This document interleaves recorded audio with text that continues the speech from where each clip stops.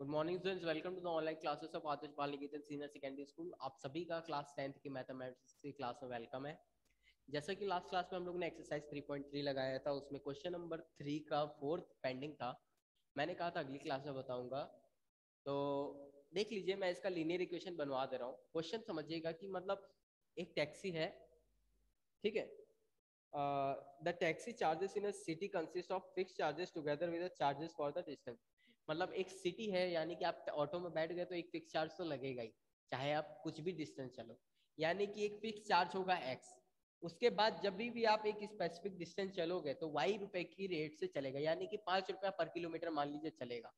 5 रुपया हर एक किलोमीटर का लगेगा। तो यानी कि आप उस टैक्सी में बैठे तो आपको 10 रुपए तो देने ही है। उसके बाद जितना किलोमीटर एक्स्ट्रा चलोगे, 10 किलोमीटर चले या 15 चले या 20 चले, उसके हर एक किलोमीटर के लिए 5 रुपए और देने पड़ेंगे। 10 किलोमीटर के 10 × 5, 15 किलोमीटर के 15 × 5, 20 किलोमीटर के लिए 20 × 5। यानी कि आपके लिए पास एक वाई रुपीज का चार्जेस भी लगेगा, ठीक है ना। हर हर मतलब ऑटो में बैठने का किराया ये है और डिस्टेंस का किराया ये है, ये समझ लीजिए। तो ऐसा ही कुछ यहाँ पर हो रहा है, तो हम लोग इसी को मेंशन करेंगे। Let the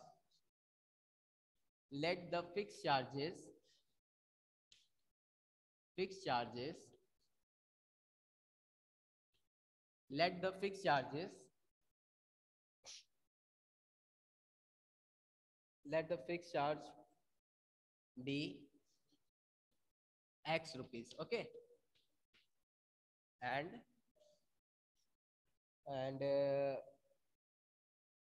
the charges for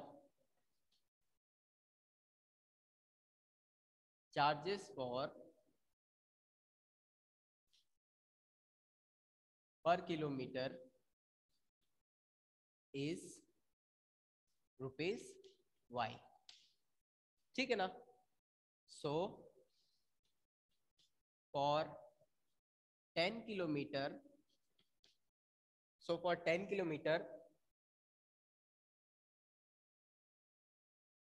total amount paid is 105 rupees. This implies that x rupees plus 10 into y rupees is equal to rupees 105. Okay. Similarly,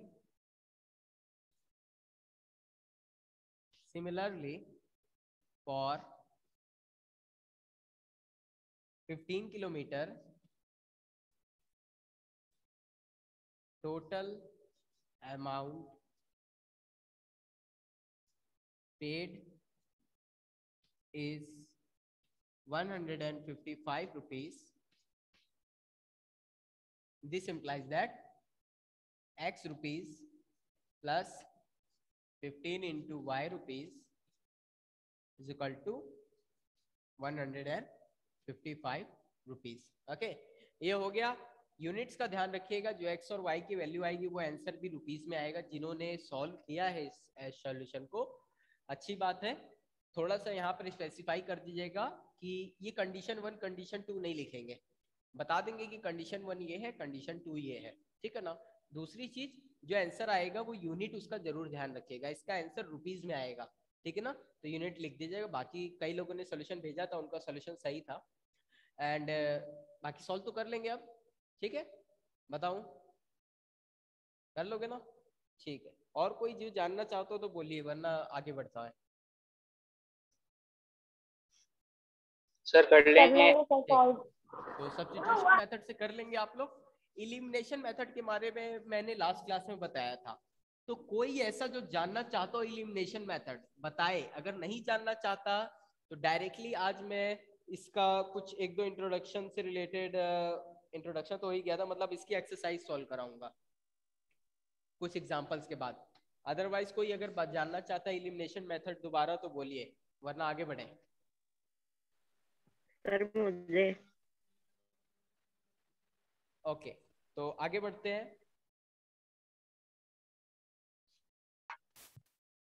question number, इसमें पहले एक जो बुक है ना, आप बुक में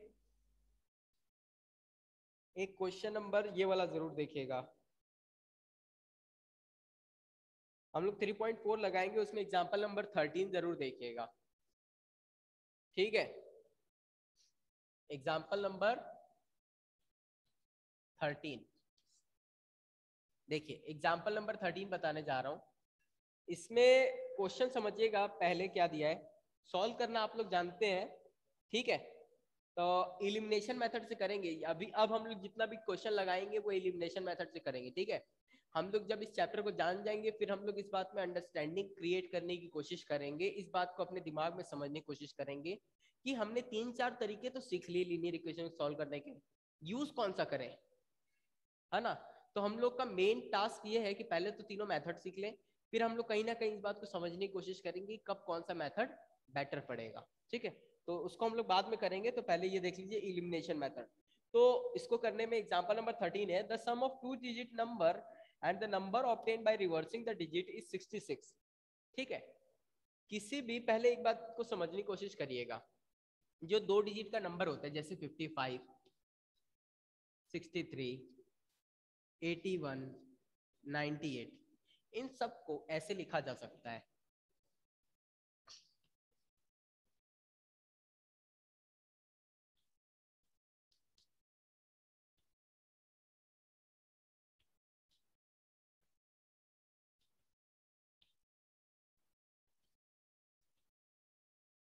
इन सभी नंबर को ऐसे लिखा जा सकता है, समझ पा रहे होंगे।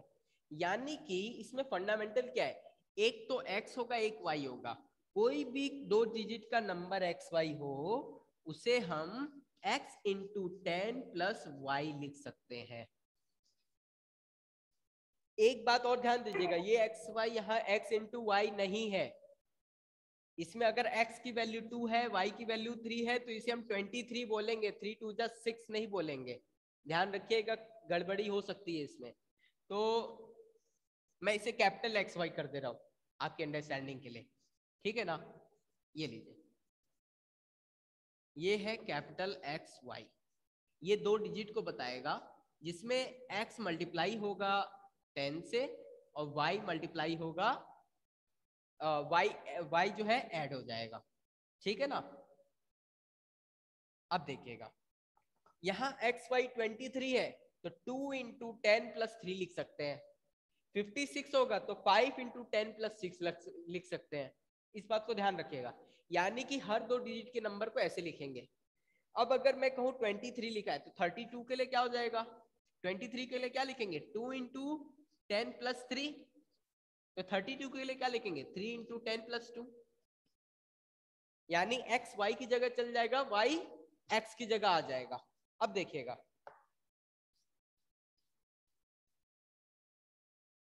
आपको बोला है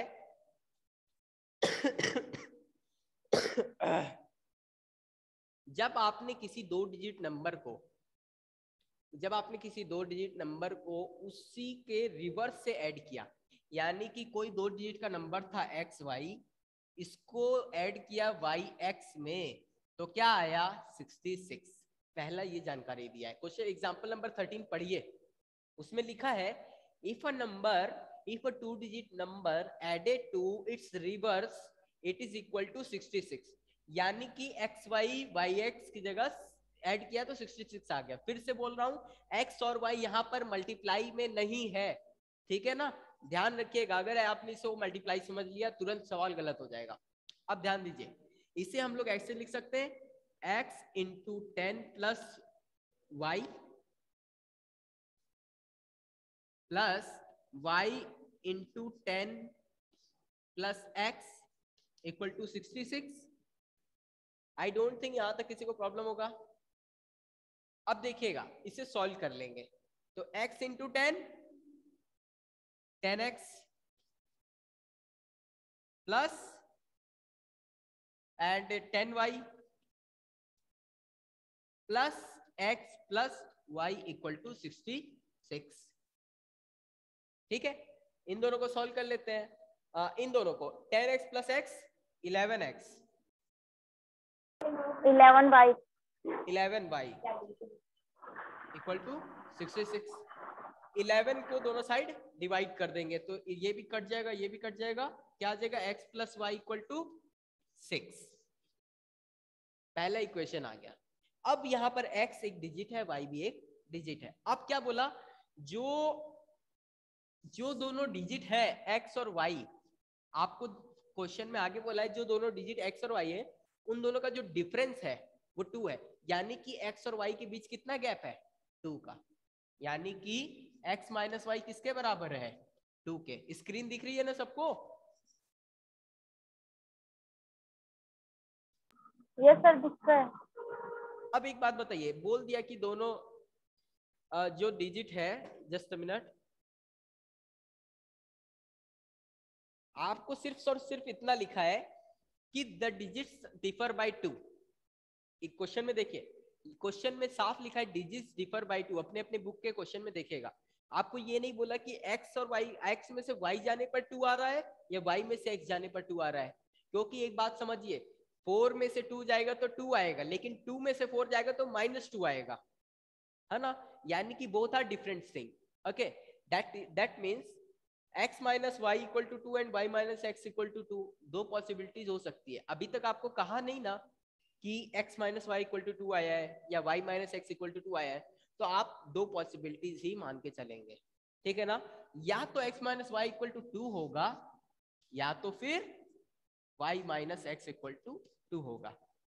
जब आपको बोल देता the difference between first digit to the next one is 2, तो आप x minus y equal to 2 लेते सिर्फ, या फिर ये बोल देता the difference between second one to the first is 2, तो आप y minus x equal to 2 लेते, ठीक है ना। ऐसा कुछ मेंशन तो किया नहीं था, तो ये दो पॉसिबिलिटीज बनती है। तो आपके पास अब 3 इक्वेशन आ गए, एक ये, एक ये, एक ये, तो आप सॉल्व किसको करेंगे? यहां पर आप ये करेंगे केस फर्स्ट, ध्यान से देखिएगा, मैं इसको इरेज कर रहा हूं।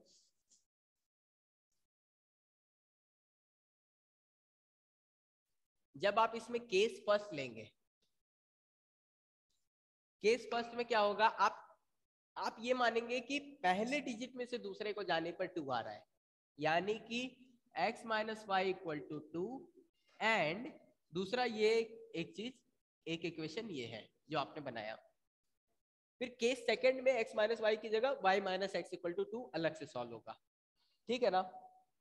तो देखिए, जब आप इसे सॉल्व करेंगे ना, तो दोनों इक्वेशन को ऐड कर दिए, 2x, y से y कैंसिल हो जाएगा 8, यानी कि x की वैल्यू 4, x की वैल्यू क्या आ जाएगी 4, जब x की वैल्यू 4 आ जाएगी तो y की वैल्यू 2, यानी कि वो जो दो डिजिट का जो नंबर बन रहा है ना x y, वो कौन है 42, और इसको रिवर्स करने पे क्या बनेगा 24, ठीक है ना।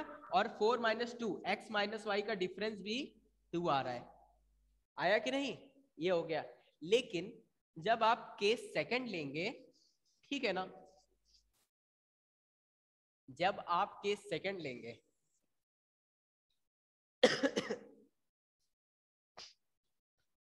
केस सेकंड, पेयर कॉपीज, आज की लास्ट डेट है पॉलिनोमियल की चेक कराने की, ठीक है, जिन्होंने नहीं कराई है करा लीजिए, बेशरम मत बनिए। अब देखिए y minus x equal to 2, okay, और दूसरा इक्वेशन आपका ये है x plus y equal to 6, ठीक है। अब आप केस सेकंड लेके चल रहे हैं, तो इसमें जब दोनों को ऐड करेंगे 2y equal to 8, then y equal to आपकी 4 हो जाएगी, एंड x इक्वल टू 2, तो x y की वैल्यू क्या हो जाएगी 24, और देखिए y माइनस एक्स क्या आ रहा है 2 आ रहा है ना। तो यही चीज मैं बोलना चाह रहा था, तो इस बात का ध्यान रखिएगा, जब आप x minus y equal to 2 लेंगे तो 42 बनेगा, जब आप ये वाला केस लेंगे y minus x equal to 2 तो एक्स वाई इक्वल टू 24 बन के आएगा, ठीक है ना। ये 24 इधर नहीं लिखेंगे, गलत लिख दिया, ये चीज, ये एक्स वाई यहाँ पर आएगा। अब तो इस बात का ध्यान रखिएगा, किसी को कुछ पूछ रहा है क्या? No sir. ठीक है, मैंने इक्वेशन सॉल्व नहीं किया, शॉर्ट में किया है, डायरेक्टली सॉल्व करना आप लोग जानते हैं, तो अब इसकी एक्सरसाइज लगाने जा रहे हैं हम लोग।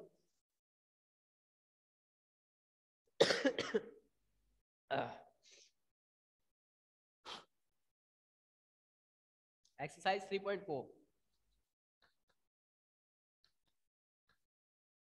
3.4 में देखिएगा, फर्स्ट में कोई एक बता दे रहा हूं। फर्स्ट में कौन सा बताऊं?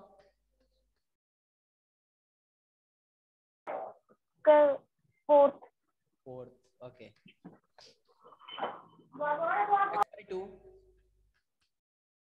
x by 2 plus 2 by 2y upon 3 minus 1 and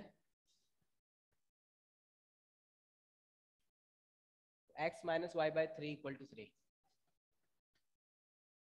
x minus y by 3 equal to 3.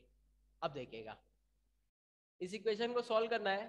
पहले 2-3 तरीके हैं, क्यों ना इस फ्रैक्शन को हटा दे, पहले थोड़ा सस्ता सा इक्वेशन दिखने लग जाइए, सस्ता, सुंदर और टिकाऊ टाइप का। तो 3 और 2 दोनों को एक साथ हटाना है, तो हम लोग इसके लोएस्ट कॉमन मल्टीपल से मल्टीप्लाई करेंगे। 3 और 2 का लोएस्ट कॉमन मल्टीपल आएगा 6, ठीक है ना।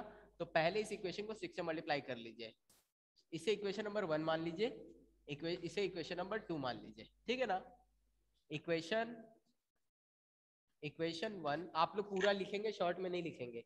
Equation 1 can be rewritten as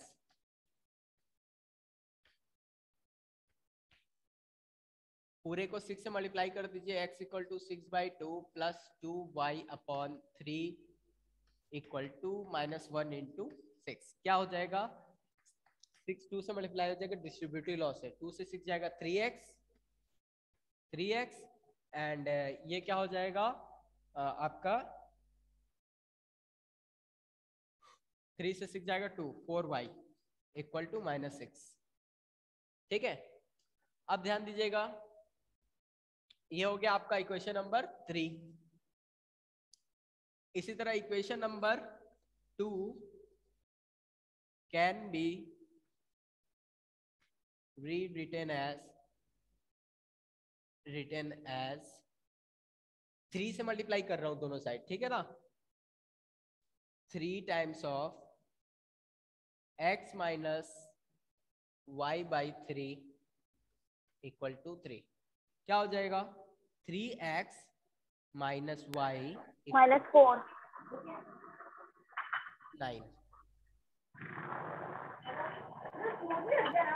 9 हो जाएगा ना। जी सर जी। हाँ चलिए, तो ये आ गया इक्वेशन नंबर 4।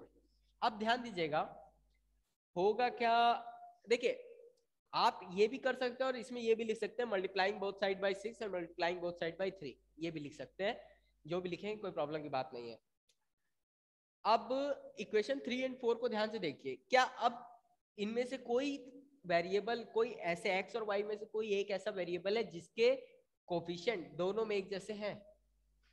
है x के, यानी कि अब हम इसे और किसी से मल्टीप्लाई करने की जरूरत नहीं है। तो चलिए आगे सॉल्व करते हैं।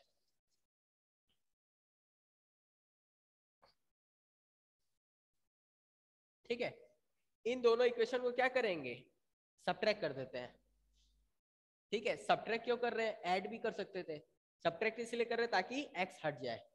तो 3x में से 3x तब हटेगा जब इसमें से ये माइनस हो। तो subtracting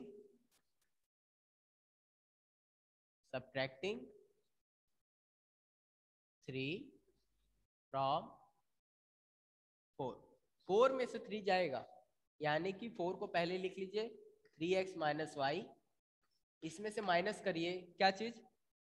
3x plus 4y equal to 4 वाला 9 माइनस माइनस 6। अब देखिए 3x minus y minus 3x minus 4y is equal to 9 plus 6। Okay, 3x में से 3x कैंसिल हो जाएगा, minus 4y minus y minus 5y is equal to 9 plus 6 15। Okay, इसको solve करेंगे तो y की वैल्यू क्या आ जाएगी? -3। ओके, यानी कि ये देखिए x इलिमिनेट हो गया इसमें से, linear equation in one variable आ गया, हमने अपनी टू वेरिएबल की प्रॉब्लम को वन वेरिएबल बनाया और सॉल्व कर दिया। तो ये हो गया y इक्वल टू -3, ठीक है ना। Put y equal to -3 either in 4 and 3, किसी एक में भी रख देंगे, आपका दूसरा वाला निकल आएगा, ठीक है ना। पुट y इक्वल टू -3 इन क्या बोलते हैं 4, वी हैव क्या हो जाएगा 3x -4 इज इक्वल टू 9। इसको सॉल्व कर लेंगे, minus minus plus 3x plus 4 equal to 9। Okay, आगे का यहाँ कर रहा हूँ, डायरेक्ट कर दे रहा हूँ। 9 में से 4 सब्ट्रैक्ट हो जाएगा 5, x इक्वल टू 5/3, ठीक है ना। मैंने एक स्टेप स्किप किया, आप लोग कर देंगे कंप्लीट। कोई प्रॉब्लम किसी को? No sir. No sir. Sir फिर इस 5/3 को फर्दर डेसिमल एक्सपेंशन में भी कर सकते हैं क्या? डेसिमल एक्सपेंशन तब करेंगे जब हमें लगे कि ये कोई आपका मतलब टर्मिनेटिंग आ रहा हो। कोशिश ये करिए, अगर ये टर्मिनेटिंग आ रहा है सॉल्व करने पे तब तो कर दीजिए, लेकिन आप सोचिए 3 से 5 को करने जाएंगे तो मेरे अकॉर्डिंग ये टर्मिनेटिंग नहीं आएगा, ठीक है ना। ये रेकरिंग नंबर आ जाएगा, आएगा तो रैशनली बट रेकरिंग आएगा। तो कोशिश करिए उसको अवॉइड करने का, 5/3 ही छोड़ दीजिए। इसको होल ऑफ के फॉर्म में लिख लीजिए आप चाहे तो, ठीक है ना, ऐसे कर लीजिए। 3 से 5 को जब लेके जाएंगे 1 टाइम्स 3 है ना 2, तो क्या आएगा 2 होल ऑफ 1 होल ऑफ 2/3, ऐसे लिख लीजिए, ये ज्यादा सही है, ठीक है ना। इसको पॉइंट में लेकर जाने की या डेसिमल में लेके जाने की जरूरत नहीं है, ऐसे ज्यादा सही रहेगा। क्योंकि आप जब इसे पॉइंट में लेके जाएंगे तो ये 1.222 ऐसे जाता जाएगा, ठीक है ना। इसलिए 1.2 बार लिखने से अच्छा ऐसे लिख लीजिए।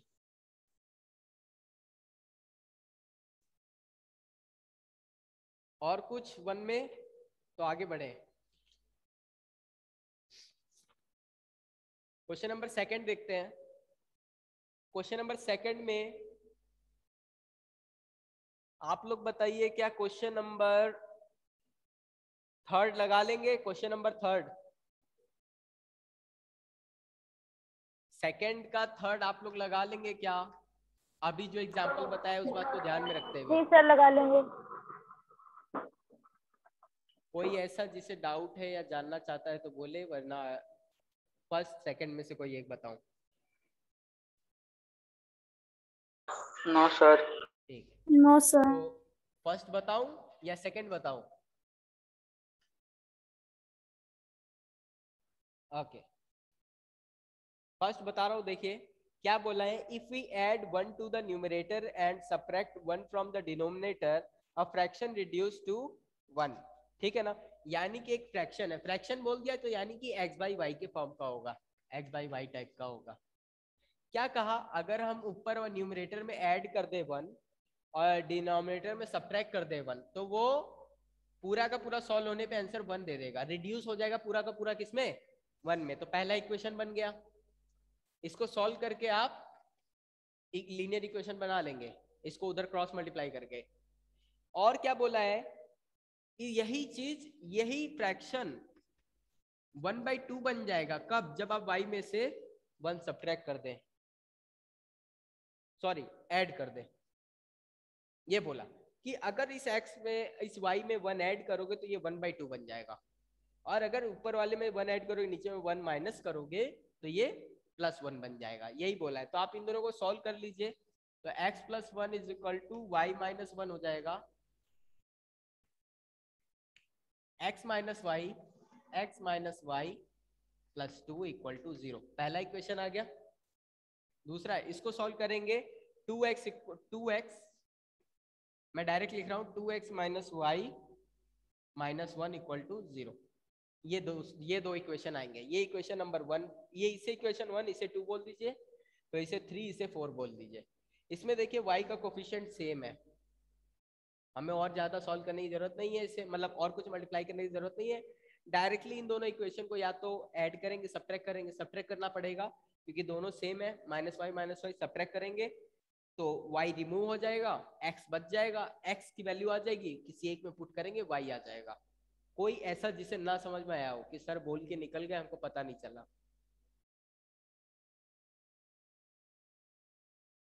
सान्या, चिराग? सर ये पूरा करवा दो। ओके, करवा दे रहा हूँ। चलिए,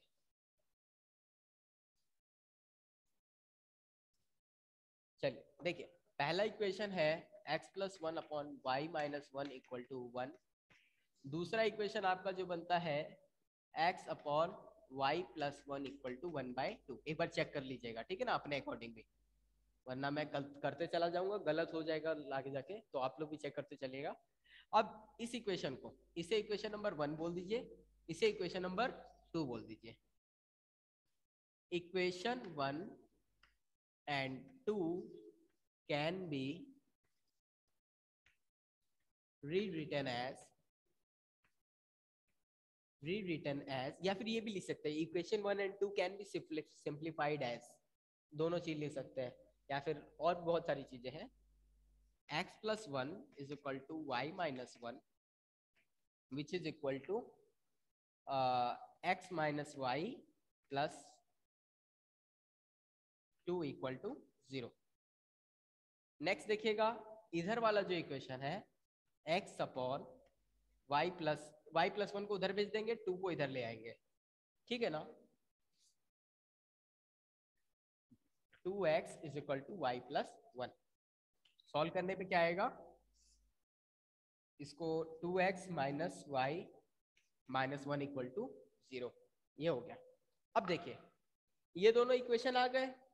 अब इन दोनों इक्वेशन को क्या करेंगे, देखिए क्या किसी में इन दोनों में से x और y में से कोई भी ऐसा वेरिएबल है जिसके दोनों में कोफिशिएंट सेम है?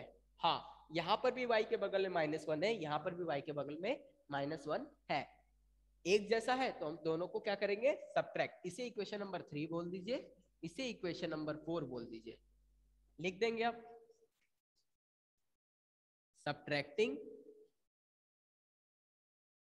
3 फ्रॉम 4, 4 में से 3 को माइनस कर देंगे, यानी कि 2x minus y plus 1 minus ये पूरा का पूरा x minus y plus 2 equal to 0। Okay, अब सॉल्व कर देंगे इसको। 2x minus y plus 1 minus x plus y minus 2 equal to 0। ध्यान दीजिएगा, माइनस वाई से प्लस वाई कैंसिल हो जाएगा, 2 आम में से एक आम जाएगा तो एक आम बच जाएगा, x माइनस 2, तो क्या आया, x माइनस 2 इक्वल टू 0, यानी कि x की वैल्यू क्या आई, x इक्वल टू 2, ठीक है ना। आया सान्या, नहीं आया? Yes sir. अब देखिए, x की वैल्यू 2 आ गई, इस x की वैल्यू को 2 को उठा के या तो 3 या 4 किसी एक में रख दीजिए, है ना।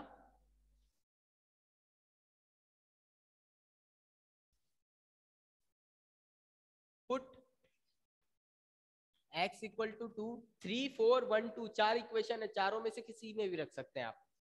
पुट x इक्वल टू 2 इन 3, है ना, मैं इसमें रख दे रहा हूं, x की वैल्यू 2 इसमें रख देंगे, 2 minus y plus 2 equal to 0, यानी कि 2 plus 2 4 minus y equal to 0, यानी कि y equal to 4, y equal to 4 आया, यानी कि our required fraction x by y is what, nothing but 2/4।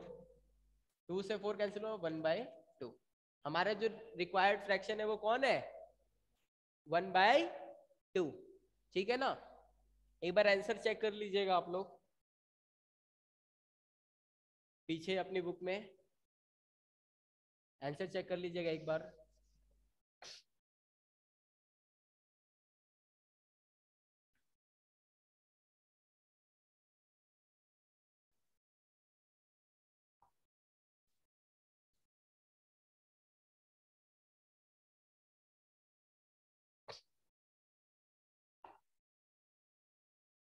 हम्म, 3/4 आ रहा है, 3/5।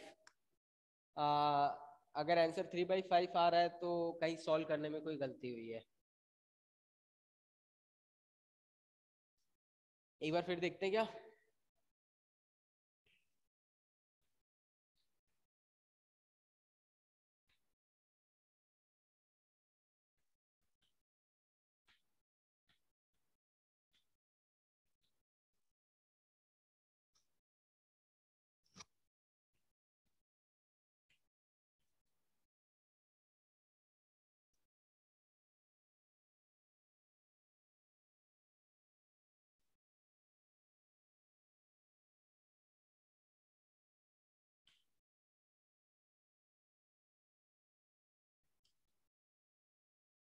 तो 2x minus y minus 1 equal to 0, x minus y plus 2 equal to 0, minus plus minus ये आ जाएगा x, ये कैंसल आउट हो जाएगा। हाँ ये यहीं पे गलती हो गया, मैंने सब्ट्रैक्ट करने में गलती कर दिया यहाँ पर, ध्यान दीजिएगा। जब मैंने दो इक्वेशन को सब्ट्रैक्ट किया था यहाँ पर शायद मैंने 2 कर दिया होगा, है ना। -1 एंड -2 हो जाएगा तो -3 आएगा, ठीक है ना।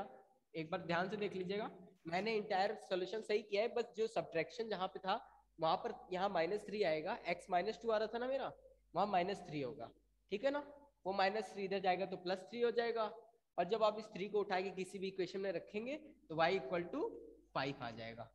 तो जो आपका x/y है वो 3/4 हो जाएगा, ठीक है ना। कोई प्रॉब्लम किसी को? सानिया? No sir. ठीक है, एक बार ध्यान रखना, इधर मैंने छोटे सा यहाँ पे -2 लिखा था, वहां -3 होगा, ठीक है ना। चलिए आगे बढ़ते हैं। क्वेश्चन नंबर 2 में एक्सप्लेन कर दूं या आप लोग समझ रहे हो?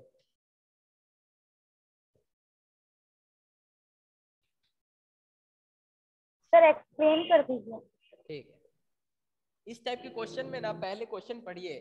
ये देखिए, भूतकाल, भविष्यकाल और वर्तमान काल, तीनों काल की बात कर रहा है क्या। तो देखिएगा, इसमें यहाँ पर दो लोग हैं, नूरी एंड सोनू। नूरी एंड सोनू दो लोग हैं, इन दोनों के भूतकाल मतलब कई साल पहले की एज और कई साल बाद की एज, और आंसर में तो आपका अभी की एज पूछ रहा है। क्या पूछ रहा है? अभी की एज। यानी कि कौन लोग हैं? दो जन, नूरी एंड सोनू। पहले प्रेजेंट एज लिख लीजिए, प्रेजेंट एज, ठीक है। प्रेजेंट एज, न्यूरी की एज x मान लीजिए और सोनू की y।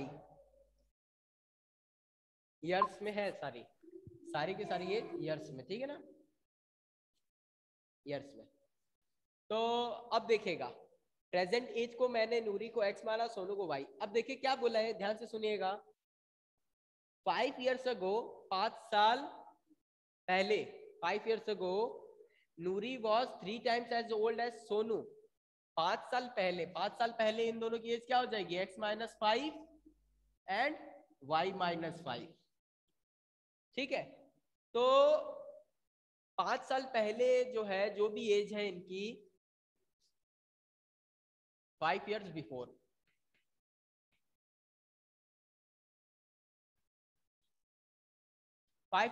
यानी पास्ट। प्रेजेंट हो गया, पास्ट हो गया, एक फ्यूचर होगा। तो पास्ट में बोल रहा है कि 5 साल पहले जो इन दोनों की एज थी ना, वो नूरी की एज जो है सोनू के 5 टाइम्स थी, sorry 3 time. Noori was 3 times age old age Sonu, okay. Noori की एज जो है सोनू के 3 टाइम्स थी, यानी कि क्या मतलब निकल के आया? x - 5 = 3 times of y - 5। समझ में आया कि नहीं? Yes sir. अब देखिएगा, अब बोला कि 10 ईयर आफ्टर, 10 ईयर लेटर, यानी कि 10 ईयर लेटर एज, अभी आज दोनों की एज x और y है, तो 10 साल बाद क्या होगी? x + 10 and y + 10। और क्या कहा है कि 10 साल बाद जो दोनों की एज आई है वो इस तरह होगी कि नूरी की एज 2 टाइम्स होगी सोनू के, नूरी की एज 2 टाइम्स सोनू के होगी, यानी कि x + 10 = 2 टाइम्स ऑफ y + 10, ठीक है। आपको दोनों इक्वेशन मिल गए, ये रहा इक्वेशन 1, ये रहा इक्वेशन 2। दोनों को सॉल्व कर लेंगे, अब नहीं कर पाएंगे? कर लेंगे सर। ठीक है, कोई भी ऐसा जो ना कर पाए तो बोलिए। कर लेंगे सर। ठीक है,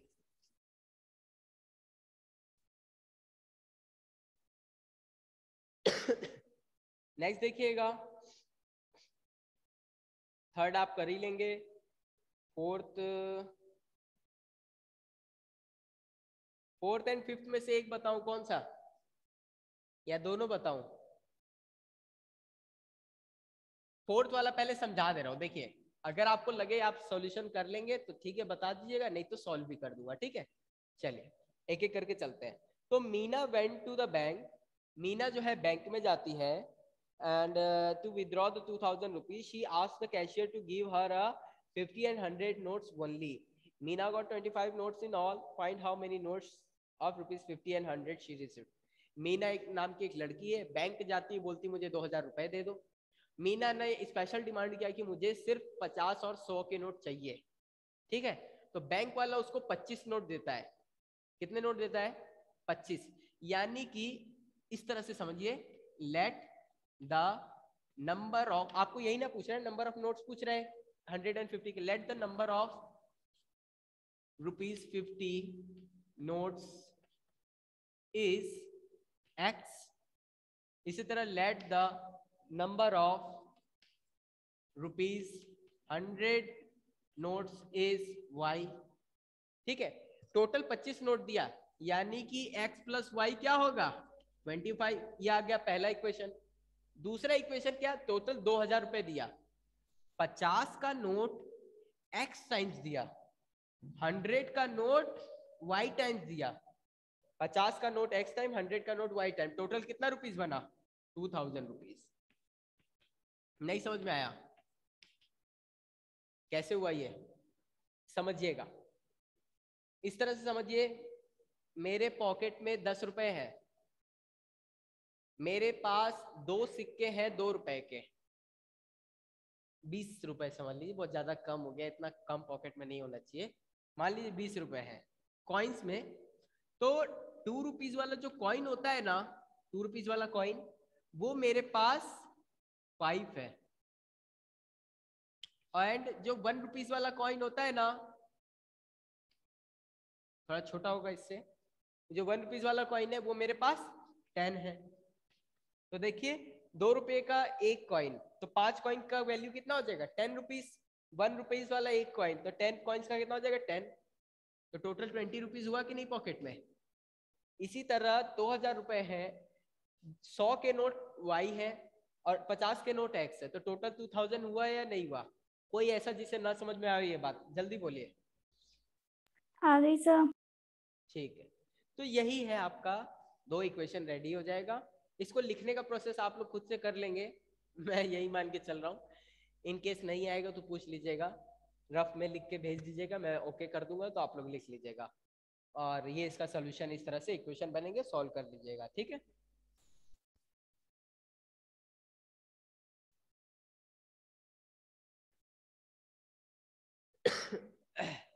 question number 5। A lending library has a fixed charge for the first 3 days and the additional charge for the each day thereafter. Sarita pays 27 book kept by 7 days, and while Sushi paid 21 for the book she kept for 5 days. Find the fixed charges for the, देखिए